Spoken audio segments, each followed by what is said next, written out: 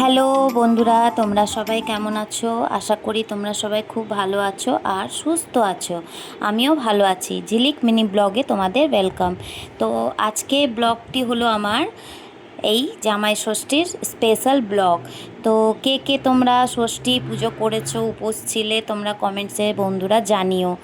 আর আমার মাও উপোস ছিল, আমিও উপোস ছিলাম। তো দেখো বন্ধুরা, আমার মা পুজো দিচ্ছে। এই মন্দিরটি হলো কালীভাসান বজরংবলীর মন্দির আছে, সেখানেই আমরা ছোটোবেলা থেকেই আসছি, পুজো দিচ্ছি মা।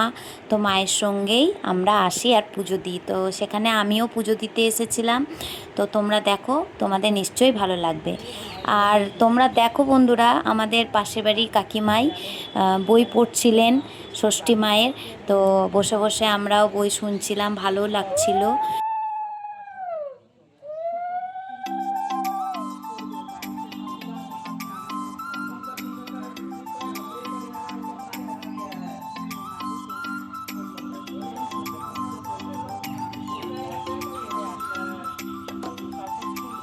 তারপরে দেখো বন্ধুরা, পুজো সম্পূর্ণ হয়ে গেছিলো আমার মায়ের। আর পুজো হয়ে যাওয়ার পর পাখার হাওয়াও দিয়ে দিয়েছিল, শান্তি জল জল যেটা দেয় আমাকে দিয়ে দিয়েছিল, মাথায় কপালে টিপ দিয়ে দিয়েছিল আমার মেয়েকে, আমাকে। আর আমার মেয়ে আবার দেখে নিল ভালো করে টিপটা হয়েছে কি না, তাই। আর পাশের বাড়ি কাকিমাও দিয়ে দিল দইয়ের ফোঁটা আর হলুদের ফোঁটা। তো ভালো লাগছিল, হাতে সুতো বেঁধে দিয়েছিল।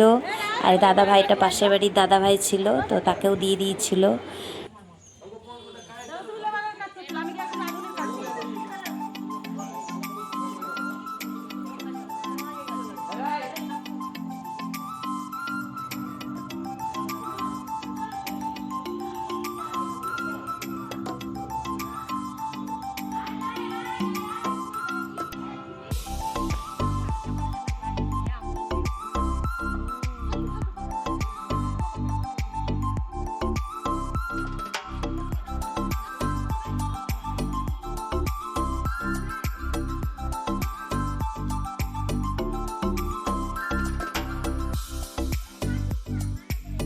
বন্ধুরা, আমাদের পুজো সম্পূর্ণ হয়ে যাওয়ার পর আমরা বাড়ি চলে এসেছিলাম।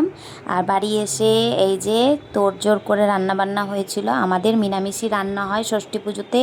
তো হয়েছিল লুচি, বুটের ডাল, আলু পটল কুমড়ো দিয়ে রসা, বেগুন ভাজা, পায়েস, আমড়ার চাটনি, দই, মিষ্টি, আম, এগুলোই জামাইয়ের জন্য রান্না হয়েছিল। তো জামাই খেয়েও চলে গেছে। আর আজকের মতন এই পর্যন্ত। নেক্সট ভিডিও আসবে। Bye bye.